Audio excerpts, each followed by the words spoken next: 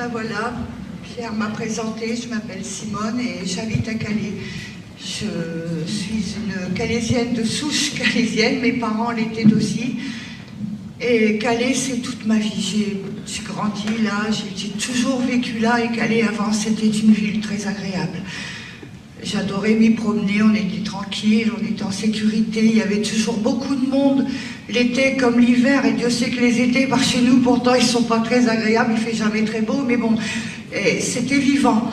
Et puis, il y a quelque temps, il y a eu des réfugiés à Sangatte.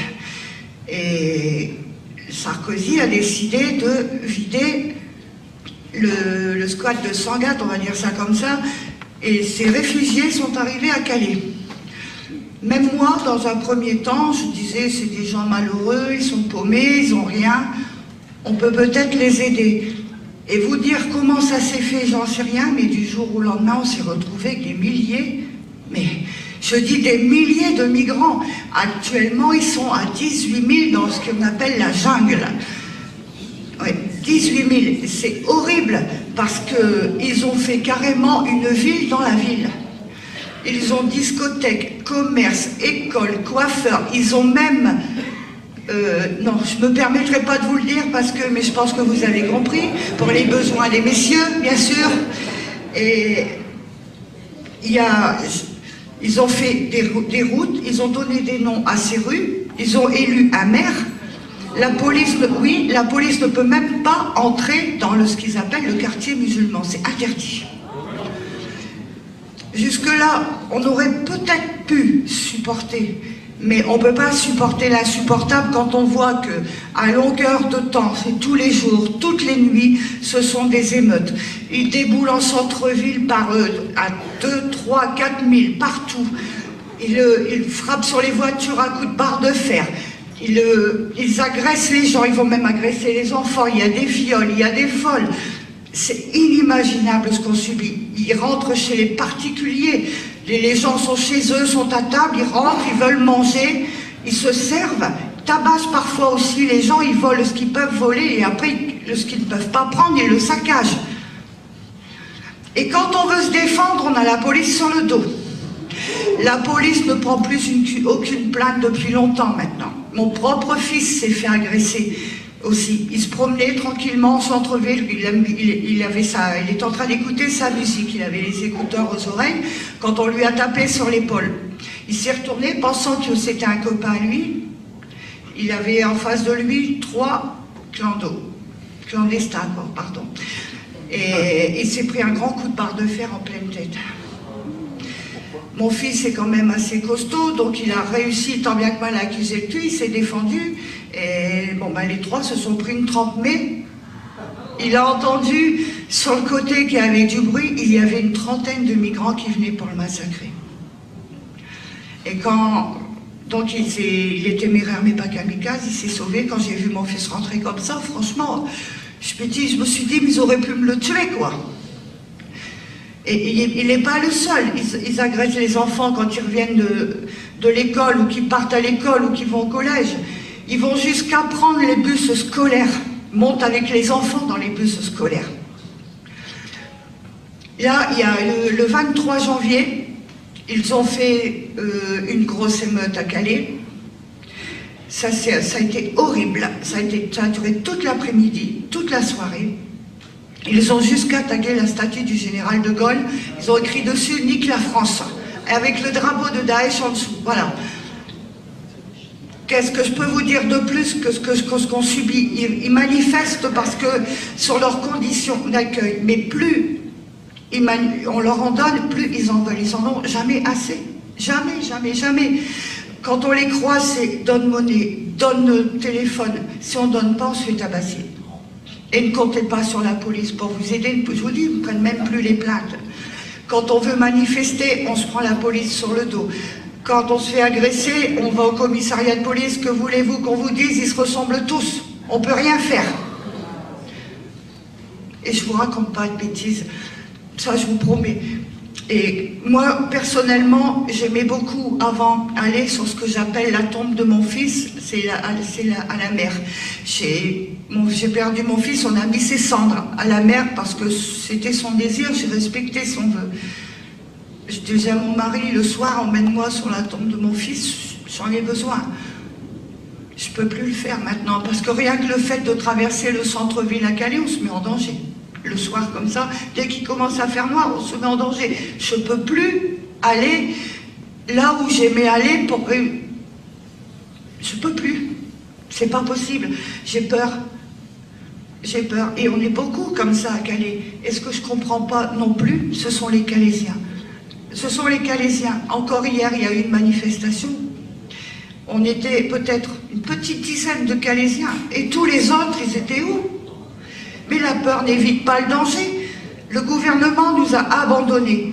Ils ont décidé de condamner Calais.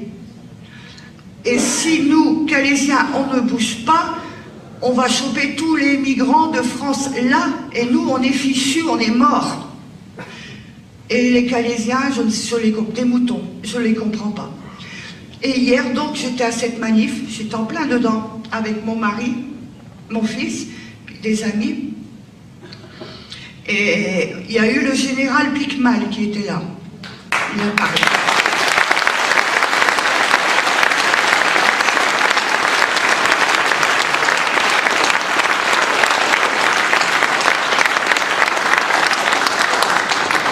Et ce que j'ai vu hier, je vous cache pas, j'ai pas dormi de la nuit parce que je me suis sans arrêt repassé la scène.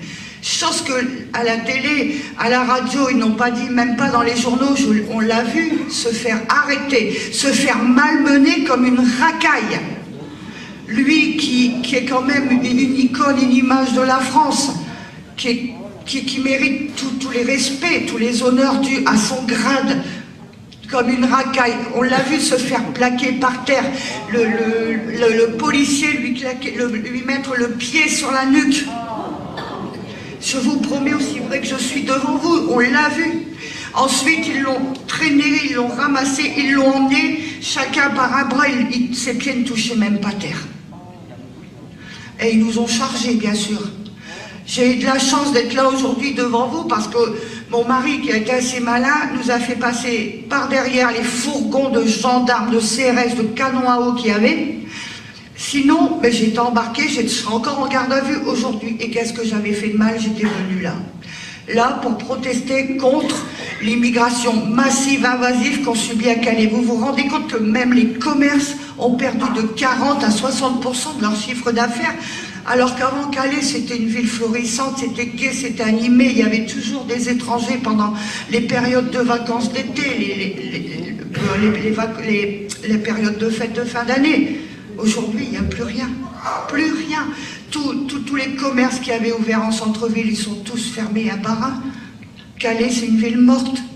Une ville morte à cause de ces clandestins qu'on a là. Et quand ils descendent comme ça dans les rues de Calais, armés avec leurs barres de fer et des cocktails Molotov aussi. Attention, ils ont été surpris en train d'en faire, mais moi je ne comprends pas pourquoi on ne les punit pas. Pourquoi, quand la police les attrape, les relâche aussi vite? Alors que si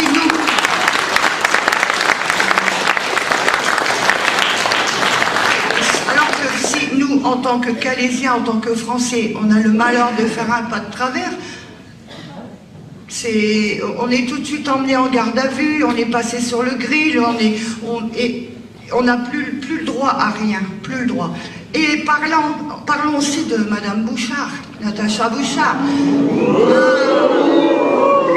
Je vais vous dire comment je l'appelle, moi, Madame Bouchard. Je l'appelle la limace. Oui, parce que plus le temps passe, depuis qu'elle est élue maire de Calais, plus elle engraisse. Et franchement, elle ne fait rien pour les habitants de Calais. Elle a eu des aides de je ne sais combien de millions d'euros. C'était pour aider les Calaisiens, pour aider à l'emploi. La première chose qu'elle a fait faire, ce sont les containers pour loger les migrants qu'elle a fait fabriquer en Bretagne et même pas à Calais. Les seuls emplois qu'elle a créés à Calais, je le sais parce que j'ai un ami à qui on lui a proposé, 50 emplois en CDI pour aller nettoyer les cochonneries, les migrants à la jungle. Voilà les emplois qu'a proposé Madame Bouchard. C'est pas difficile, moi, elle m'a banni de sa page, je peux même plus lui mettre un commentaire d'ailleurs. Elle m'aime pas. Mais c'est réciproque.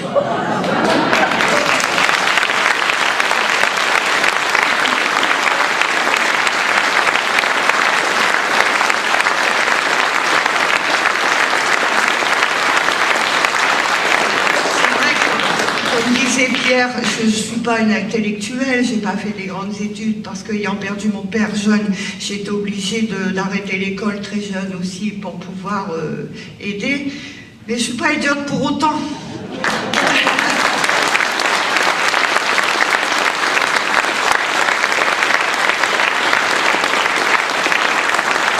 Et c'est vrai que c'est pas pour autant que je suis idiote et je vois clair. Je sais de quoi je parle et on le vit tous les jours. Tous les jours.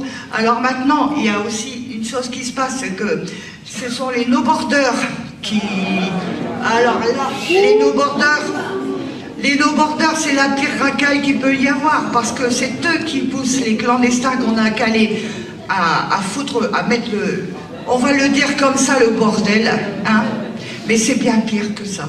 Ils sont aux quatre coins de la ville avec leur talkie-walkie, puis ils leur donnent leurs ordres. J'ai vu les CRS reculer, moi, devant les migrants l'autre fois. Ouais.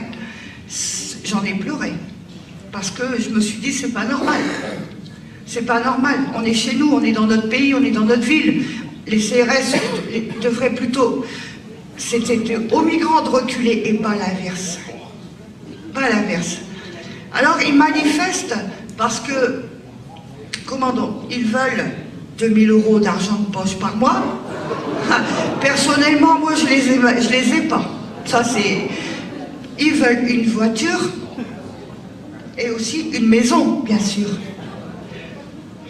Et une maison, parlons-en des maisons. Quand on voit que Madame Bouchard a fait expulser des gens de leur maison de Calais qui étaient auprès de la zone des dunes parce qu'ils étaient... C'était pas vivable pour eux parce que les migrants trop près de chez eux, ils ont subi des agressions, des vols et j'en passe. Elle les a expulsés alors qu'ils payaient leur loyer. Même moi, ma maison, on me chasse de ma maison le mois prochain. On me prend ma maison. Pourtant, on a toujours été honnête. Mais c'est trop long à expliquer. Il y a eu un jugement et on me vend ma maison le mois prochain alors qu'on n'a rien à se reprocher. Vous voyez? Chez mon mari qui est malade, qui a un cancer, mais ça fait rien. Les Français, il faut les écraser, il faut les foutre dehors, il faut leur prendre tout ce qu'ils ont pour laisser la place à la racaille qui veulent nous coloniser.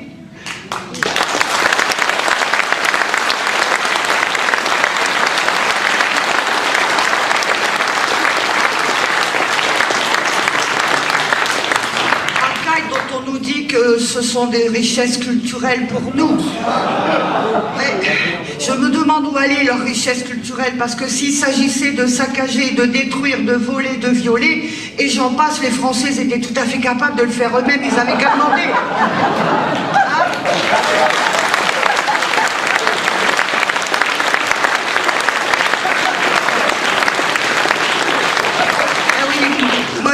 Avec mon cœur, avec mes mots à moi, et voilà quoi.